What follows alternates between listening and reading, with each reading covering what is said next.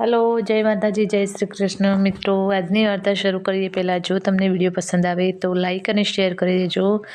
તો ચલો શરૂ કરીએ વાર્તા। ચોરાયેલા પૈસા। વૈવાહિક અધિકારો દરરોજ નવેસરથી નક્કી કરવા પડે છે। મોટાભાગના પુરુષો આ ભૂલી જાય છે। શરૂઆતથી જ તેણે સોસાયટીનો પરમિશન લેટર બતાવીને કસ્ટમ હાઉસમાંથી સામાન છોડાવ્યો છે।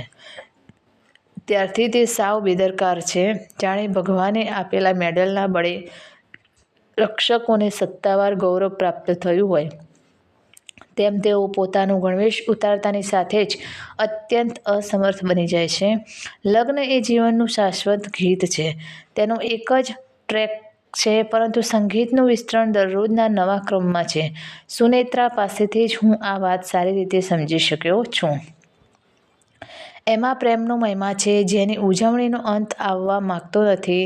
તેની સહાના રાગીણી આખો સમય દરવાજે રમતી રહે છે। એક દિવસ હું ઓફિસેથી પાછો આવ્યો ત્યારે મેં જોયું કે મારા માટે બરફના ઠંડા ફાલસાનું શરબત તૈયાર કરવામાં આવ્યું હતું। રંગ જોઈને હું ચોંકી ગયો।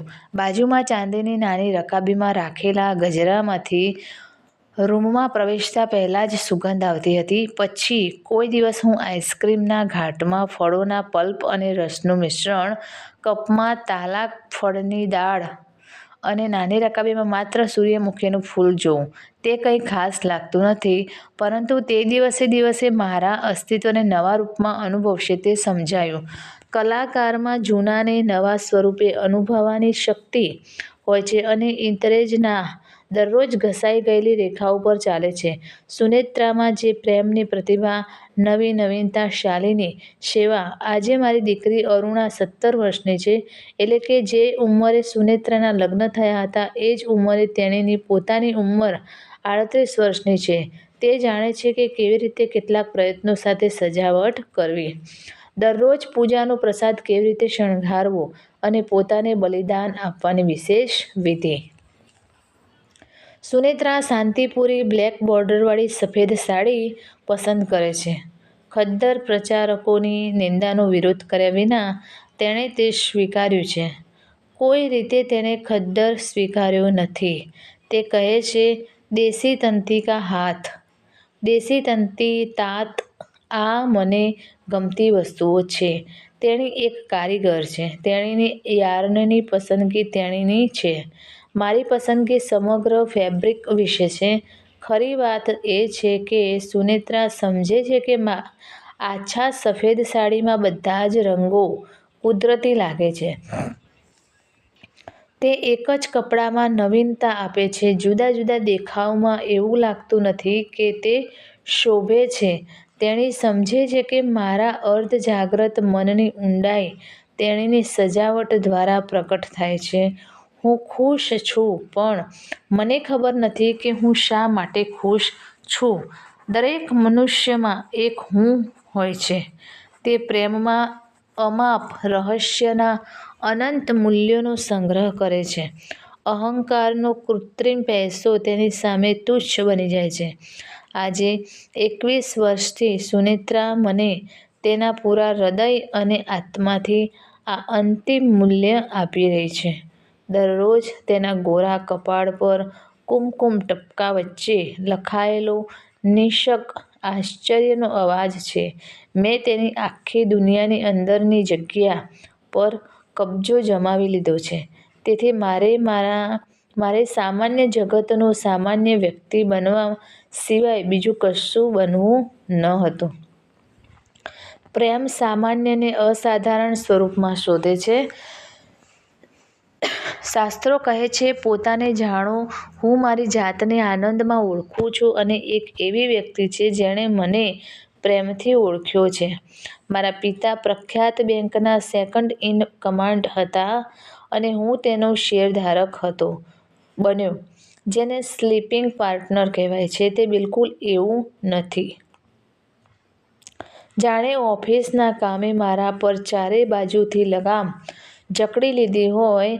આ કામ મારા શરીર અને મન સાથે સુસંગત નથી। હું વન વિભાગમાં મુલાકાતી તરીકેની પોસ્ટ લેવા માંગતો હતો, ખુલ્લી હવામાં ફરવા માંગતો હતો અને શિકારનો મારો શોખ શાંત કરવા માંગતો હતો. પિતાની નજર જબરજસ્તી તરફ હતી અને તેમણે કહ્યું કે કામ મળે છે તે કોઈ બંગાળીને આસાનીથી આવતું નથી. હાર સ્વીકારવી પડી. આ સિવાય એવું લાગે છે કે પુરુષનું વર્ચસ્વ સ્ત્રી માટે મૂલ્યવાન છે. સુનેત્રાની વહુ શિક્ષિકા છે. તેમની શાહી સેવા મહિલા સમુદાયનું માથું ઊંચું રાખે છે. જો કોઈ જંગલી માણસ ઇન્સ્પેક્ટર સાહેબ તરીકે ઊભો થઈને, સોલા ટોપી પહેરીને જમીનને વાઘ રીંછની ચામડીથી ઢાંકી દે તો તે મારા શરીરની ગુરુત્વાકર્ષણને ઘટાડે છે અને તે જ સમયે તે મારા સ્થાન અને પ્રતિષ્ઠાને ઘટાડે છે. અન્ય ઘણા ઉચ્ચ ક્રમના પડોશીઓ સાથે સરખામણી કોણ જાણે આ નાનકડી વાતે સ્ત્રીઓના આત્મસન્માનને ઠેસ પહોંચાડી હશે. મારા ડેસ્ક પર અટવાયેલા ભારતને લીધે મારી યુવાનીનો પ્રવાહ ધીમે ધીમે નીરસ બની રહ્યો છે. જો તે અન્ય કોઈ માણસ હોત તો તે નચિંત મનથી તે વાતને ભૂલી ગયો ન હોત અને પેટના પરિઘના વિસ્તરણને ભગવાનનો અકસ્માત માનતો હતો. હું તે ના કરી શકું. હું જાણું છું કે સુનેત્રા માત્ર મારા ગુણોથી જ નહીં પણ મારા શરીરથી પણ આકર્ષિત હતી. સર્જકની સ્વલિખિત માળા જે તેણે એક દિવસ તેના ગળામાં પહેરી હતી, તેનો હેતુ દૈનિક પ્રાર્થનામાં ચોક્કસપણે છે. નવાઈની વાત એ છે કે સુનેત્રાની યુવાની આજે પણ અકબંધ છે. થોડા સમયમાં જ હું ફસાઈ રહ્યો છું. બેંકમાં માત્ર પૈસા જ જમા થઈ રહ્યા છે. અમારા યુનિયનની પ્રથમ ઝલક ફરી એકવાર મારી નજર સમક્ષ મારી પુત્રી અરુણાએ લાવી. આપણા જીવનની એ પ્રભાતની ધૂન તેની યુવાનીના નવા પ્રભાતે પ્રકટ થઈ, જેને જોઈને મારું આખું હૃદય રોમાંચિત થઈ જશે. હું શૈલીન તરફ પણ જોઉં છું. તે દિવસોમાં મારી ઉંમર તેના શરીરમાં પ્રકટ થઈ હતી. યૌવનનું એ જ જોમ, એ જ શાશ્વત ઉલ્લાસ પછી ઉત્સાહની આતુરતા દરેક ક્ષણની નિરાશામાં ઓસરતી જાય છે.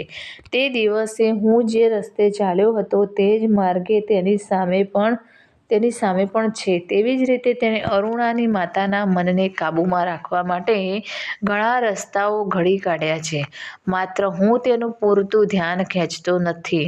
બીજી બાજુ અરુણા તેના હૃદયમાં જાણતી હતી કે તેના પિતા છોકરીની પીડા સમજે છે. અમુક દિવસો, ખબર નહીં કેમ, તેણીની બંને આંખોમાં અદૃશ્ય આંસુઓની કરુણા સાથે તે મારા પગના વળાંક પર શાંતિથી બેસી રહેતી. તેની માતા ક્રૂર હોઈ શકે, હું ન હોઈ શકું. એવું નથી કે અરુણાની માતા તેના વિચારો સમજી શકતી નથી, પણ તે માનતો હતો કે આ બધા સવારનું મેઘદંબરમ છે, જે દિવસ ઉગતાની સાથે જ અદૃશ્ય થઈ જશે. અહીં મારો અભિપ્રાય સુનેત્રા સાથે મેળ ખાતો નથી. ભૂખના સંતોષવાથી મારી શકાય છે, પરંતુ જ્યારે ફરીથી થાળી નાખવામાં આવશે ત્યારે હૃદયના સંતવામાં નવા પ્રેમનો સ્વાદ અદૃશ્ય થઈ જશે. પ્રભાતના અવાજમાં જોડાવા માટે બપોરે ત્યાં જઈને બીજું કંઈ નથી મળતું. માતા પિતા કહે છે કે પહેલાં તર્કની ઉંમર હોવી જોઈએ, તે પછી વગેરે વગેરે. અરે, વિશ્લેષણની સ્થિતિ પ્રેમની સ્થિતિની બરાબર વિરુદ્ધ છે. ભારાબરમાં ભાદર ઘણા દિવસો પહેલાં આવી હતી. ભારે વરસાદની આડમાં કલકત્તાના ઈંટ અને લાકડાના મકાનો નરમ થઈ ગયા. શહેરની તીવ્રતા અશ્રુભીના અવાજની જેમ વરાળ બની ગઈ. તેની માતાને ખબર હતી કે અરુણા લાઇબ્રેરી રૂમમાં તેની પરીક્ષા માટે અભ્યાસમાં વ્યસ્ત હતી. હું એક પુસ્તક ખરીદવા ગયો, જોયું કે તે વાદળછાયા દિવસની છાયામાં બારી સામે શાંતિથી બેઠી હતી. ત્યાં સુધી તેના વાળ બંધાયા નહોતા. પૂર્વના પવન સાથે વરસાદ તેના ખુલ્લા વાળ પર પડી રહ્યો હતો. મેં સુનેત્રાને કશું કહ્યું નહીં. પછી તેણે સેલેનને ચા માટે આમંત્રણ પત્ર લખ્યો. મારી મોટર તેના ઘરે મોકલી શૈલેન આવી. સુનેત્રાને એનું અચાનક આવવું ગમ્યું નહીં. આ સમજવું અઘરું નહોતું. મેં શૈલેનને કહ્યું, જ્યાં સુધી મને ગણિતનું જ્ઞાન છે, હું આજના ભૌતિકશાસ્ત્રને સમજી શકતો નથી. તેથી જ મેં તને બોલાવ્યો છે. હું ક્વોન્ટમ થિયરીને મારી શ્રેષ્ઠ ક્ષમતા મુજબ સમજવા માંગુ છું. મારું જૂનું જ્ઞાન અને શાણપણ છે કાટ લાગ્યો છે. કહેવાની જરૂર નથી કે શિક્ષણ પરની ચર્ચા વધુ આગળ વધી ન હતી. હું ચોક્કસપણે માનું છું કે અરુણાને તેના પિતાની ચતુરાઈ સ્પષ્ટપણે સમજાઈ હશે અને તેણે મનમાં કહ્યું હશે કે આવો આદર્શ પિતા બીજા કોઈ પરિવારમાં નથી. ક્વોન્ટમ થિયરીની શરૂઆતમાં જ ટેલિફોન રણક્યો. હું ઉતાવળમાં ઊભો થયો અને કહ્યું, મેં તાત્કાલિક કામ પર ફોન કર્યો છે. તમે લોકો એક કામ કરો, ત્યાં સુધી પાર્લર ટેનિસ રમો. રજા મળતા જ હું પાછો આવીશ. ટેલિફોન પર અવાજ આવ્યો, હેલો, આ નંબર 1200 અને તેથી વધુ છે. મેં કહ્યું, ના, અહીં સંખ્યા 700 અને તેથી વધુ છે. બીજી ક્ષણે તે નીચેના રૂમમાં ગયો, એક જૂનું અખબાર ઉપાડ્યું અને વાંચવા લાગ્યો. અંધારું થઈ ગયું અને તેણે લાઇટ ચાલુ કરી. સુનેત્રા રૂમમાં આવી. ચહેરો ખૂબ ગંભીર છે. મેં હસીને કહ્યું, જો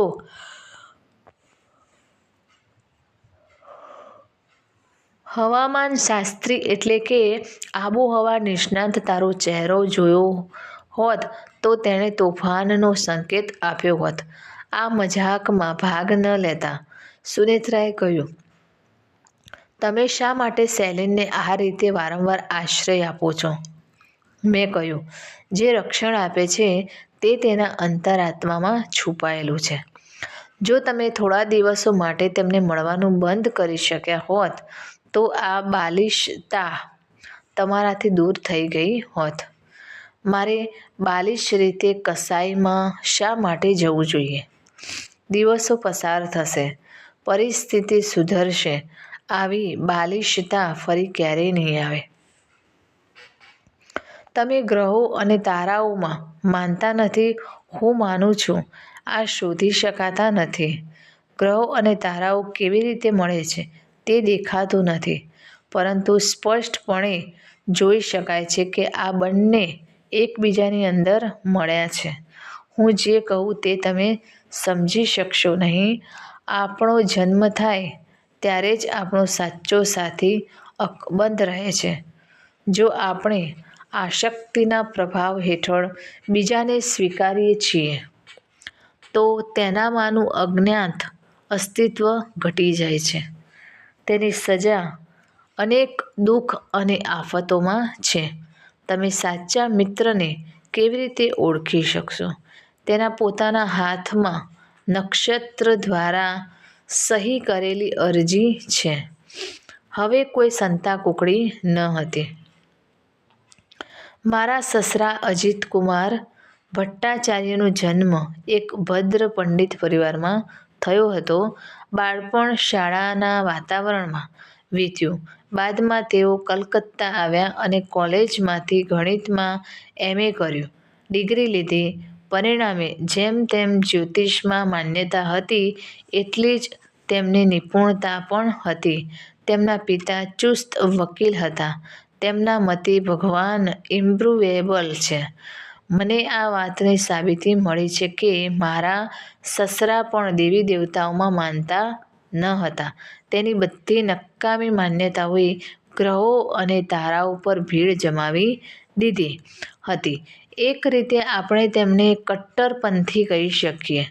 આવા કુટુંબમાં સુનેત્રાનો જન્મ થયો.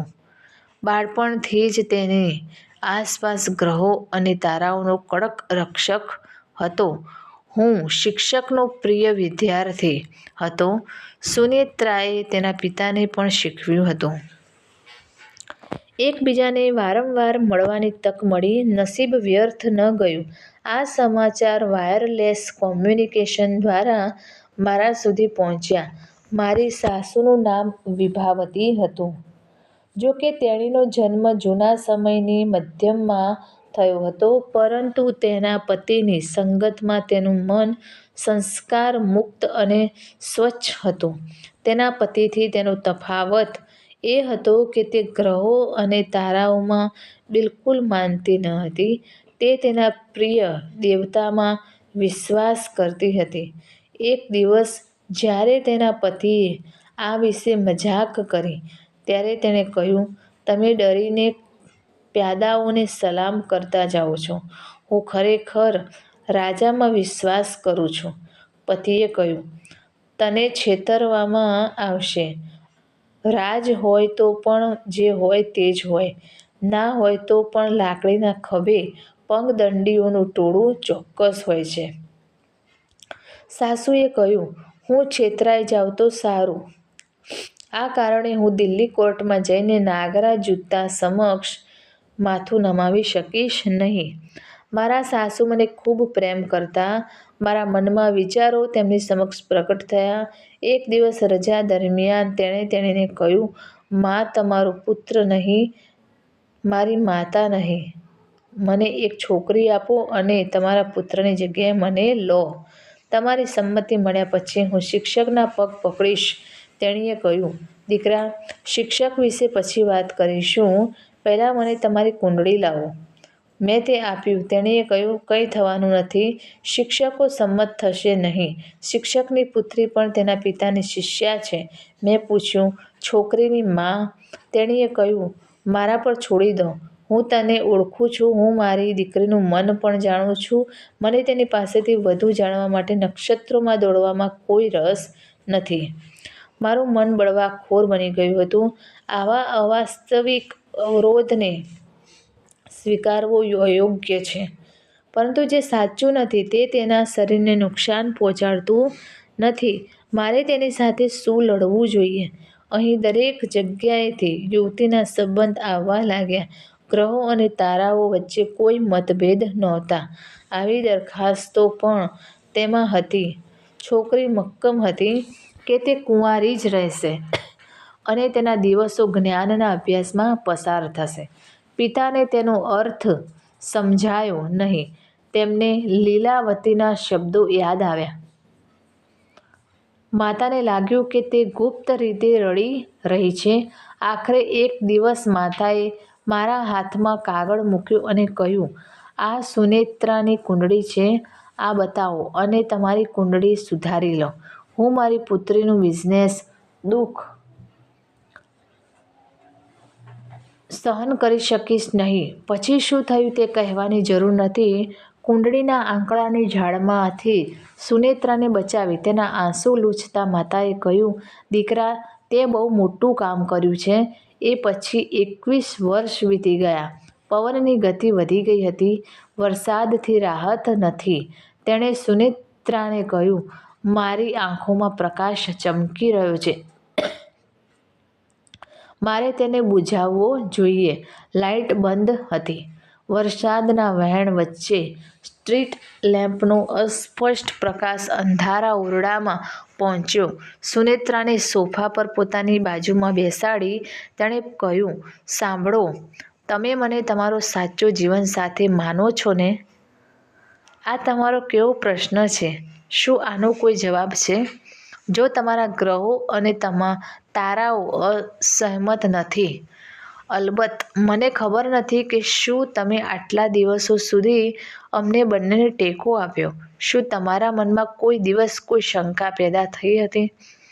જો તમે મને આ બધી નકામી વસ્તુઓ પૂછશો તો હું ગુસ્સે થઈશ. સાંભળો, અમે બંનેએ ઘણી વખત સાથે સહન કર્યું છે. અમારો પહેલો દીકરો 8 મહિનામાં મૃત્યુ પામ્યો. જ્યારે હું ટાઇફોઇડથી મરી રહ્યો હતો ત્યારે મારા પિતાનું અવસાન થયું હતું. અંતે એવું જોવા મળ્યું કે ભાઈએ બનાવટી વિલ બનાવીને બધી મિલકત હડપ કરી લીધી. આજે નોકરી જ મારો એકમાત્ર આધાર છે. મારી માતાનો પ્રેમ મારા જીવનનો ધ્રુવ તારો હતો." પૂજાની રજાઓ દરમિયાન ઘર તરફ જતી વખતે હોળી ડૂબી જતાં તે અને તેનો પતિ મેઘના પતિ મેઘના નદીના ગર્ભમાં ગયા હતા. મેં જોયું કે દુન્યવી ડાપણના અભાવે શિક્ષકોએ મોટું દેવું છોડી દીધું. તે લોન સ્વીકારવામાં આવી હતી. હું કેવી રીતે જાણું કે આ બધી આફતો મારા પોતાના અશુભ ગ્રહોને કારણે તો નથી બની? જો તમે અગાઉ ખબર હોત તો તે મારી સાથે લગ્ન કર્યા હોત. સુનેત્રાએ કોઈ જવાબ આપ્યા વિના મને ગળે લગાડ્યો. મેં કહ્યું, પ્રેમ એ બધા દુઃખ અને વેદનાઓ કરતાં મહાન છે. શું આપણા જીવનમાં આનો પુરાવો નથી? ચોક્કસ, ખાતરીપૂર્વક સમજાયું. વિચારો, જો ગ્રહની કૃપાથી હું તમારી પહેલાં મરી જાઉં તો શું હું જીવતો રહીશ? તો શું હું એ નુકસાનથી ભરપાઈ કરી શકતો નથી? તો રહેવા દો, વધુ બોલશો નહીં. સાવિત્રી માટે સત્યવાન સાથેનું એક દિવસનું મિલન પણ શાશ્વત છૂટાછેડા કરતાં મહાન હતું. તેણીને ગ્રહ મૃત્યુનો ડર નહોતો. સુનેત્રા ચૂપ રહી. મેં કહ્યું, તારી અરુણા શૈલેનને પ્રેમ કરે છે. આટલું જાણવું જ પૂરતું છે. બાકી બધું અજાણ રહેવું જોઈએ. તમે શું કહો છો? સાંભળો. સુનેત્રાએ કંઈ જવાબ ન આપ્યો.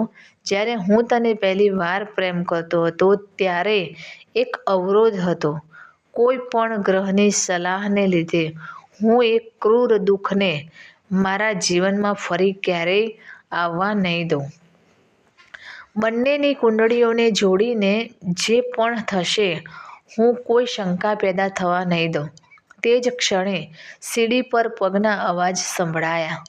શૈલેન નીચે ઉતરીને નીકળી રહી છે. સુનેત્રા ઝડપથી ઊભી થઈ અને બોલી, દીકરા શૈલેન, તું જઈ રહ્યો છે? શૈલેને ડરપોક સ્વરે કહ્યું, થોડો સમય થઈ ગયો. ઘડિયાળ ન હતી. મને ખ્યાલ ન આવ્યો. સુનેત્રાએ કહ્યું, ના, કોઈ વિલંબ નથી. તમારે આજે રાત્રે અહીં જ જમવાનું છે અને જવું પડશે. આને કહેવાય આશ્રયદાતા. તે જ રાત્રે તેણે સુનેત્રાને તેની કુંડળીના સુધારાની તમામ વિગતો સંભળાવી. તેણીએ કહ્યું, તમે મને ન કહ્યું હોત તો સારું હોત. કેમ? હવેથી આપણે ફક્ત ડરમાં જીવવું પડશે. શેનો ડર? વિધવા યોગ વિશે. સુની લાંબો સમય ચૂપ રહ્યો. પછી તેણીએ કહ્યું, ના, હું ડરશે નહીં. જો હું તમને પહેલાં છોડી દઈશ તો પછી હું મરી જઈશ. ડબલ મૃત્યુ. તો મિત્રો, આ કહાની તમને કેવી લાગી તે કોમેન્ટ કરીને જરૂર જણાવશો. અને વિડીયો પસંદ આવ્યો હોય તો લાઈક અને શેર કરજો. તથા ચેનલ પર નવા હોય તો ચેનલને સબસ્ક્રાઈબ જરૂરથી કરજો. ફરી મળીશું એક નવા વિડીયો સાથે. નમસ્તે. જય માતાજી. જય શ્રી કૃષ્ણ. હર હર મહાદેવ. Thanks for watching.